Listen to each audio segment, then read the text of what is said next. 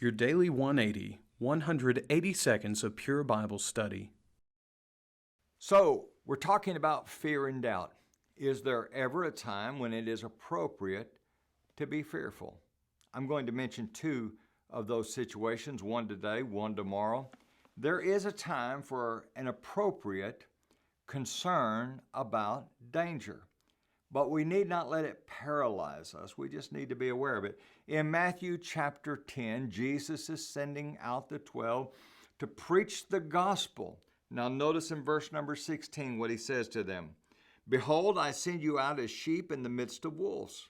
Therefore be wise as serpents and harmless as doves. But beware of men, for they will deliver you up to councils and scourge you in their synagogues. Now, did you notice what he says here? You need to be aware of the fact you're going to be in a helpless situation. And he's not telling them, therefore don't go. He says, beware, be prepared.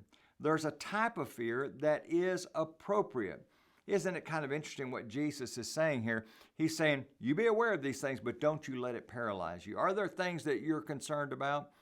There's probably some appropriate things to be scared about, to be concerned about.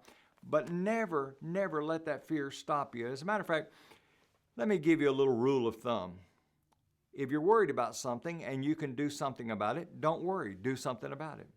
If you're worried about something and you can't do anything about it, don't worry, you can't do anything. Now that doesn't mean that you're oblivious to reality, but it does mean you're going to trust in the Lord with all your heart, Proverbs chapter 3 and verse number 5.